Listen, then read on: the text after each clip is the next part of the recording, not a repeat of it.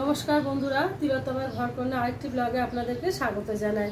শুভ নববর্ষ সবার আগে প্রথমে আপনাদেরকে জানাই। তো আজকে স্পেশাল দিন বাঙালির একদম, আর এই গরমও পড়েছে, তো গরমের স্পেশাল দিনে একটা স্পেশাল শরবত গন্ধরাজে। আজকে গন্ধরাজ ঘোল বানাবো। এই গন্ধরাজ লেবু ওই জন্য নিয়েছি একটা গোটা, আর এই যে টক দই। এই গরমের দিনে কিন্তু খেলে মন প্রাণ পুরো জুড়িয়ে যাবে গন্ধরাজ ঘোলটা। এই গন্ধরাজ ঘোলটা আমরা খেয়েছিলাম একটা রেস্টুরেন্টে গিয়ে। তো চলুন কিভাবে বানাই আপনাদেরকে দেখাই। তো সবার প্রথমে টক দই, আর টক দইটা একটু বেশি নিতে হবে।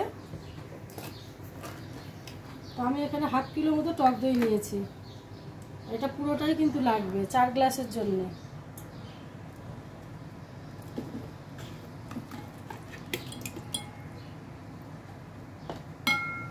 তো টক দইটার মধ্যে একটু চিনি, এই যে চিনিটা যে যেরকম পরিমাণ খাবেন সে সেরকম দেবেন।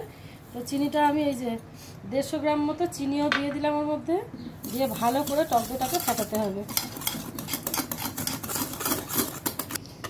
এই গরমের দিনে কিন্তু এরকম একটা ঘোল খেলে মন প্রাণ পুরো ঠান্ডা হয়ে যাবে, জুড়িয়ে যাবে। আর লোকজন আসলে এরকম বানিয়ে রাখলেও না, তারাও খেয়ে একদম বাহ বাহ বলবে। চিনি আর এই যে টক দই দিয়ে তো ফাটানো হয়ে গেল। এবার দিয়ে দিচ্ছে বরফ কুচিগুলো একে একে সমস্ত।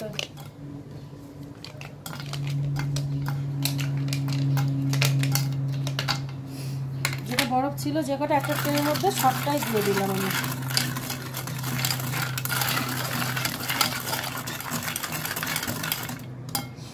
এবার দেবো গন্ধরাজ লেবুটা, এটাকে কাটতে হবে একটু।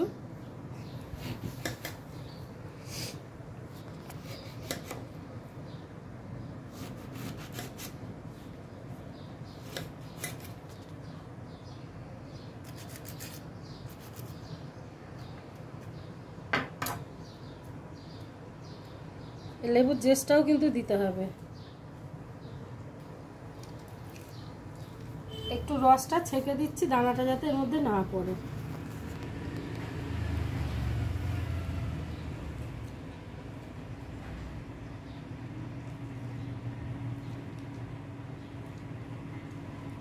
ওটা ফেলে দেবো। এই যে ঘোলটার মধ্যে কিছু যে টুকরো করা গন্ধরাজ লেবু সেটাও দিয়ে দিলাম, দিয়ে এবার একটু বিট নুন দেবো।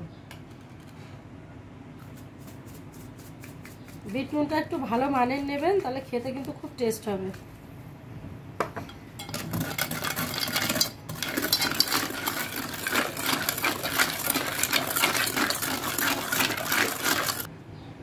এবার এতে একটু ঠান্ডা জল অ্যাড করবো। এখানে কোনো গরম জল আমি কিন্তু দেবো না, নর্মাল জল দেবো না, ঠান্ডা ফ্রিজের জলই দেবো।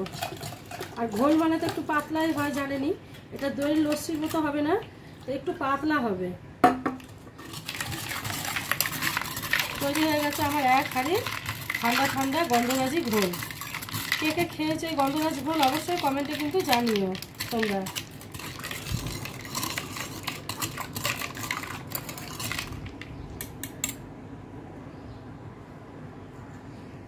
এটা একটা ছোট ক্লিপ।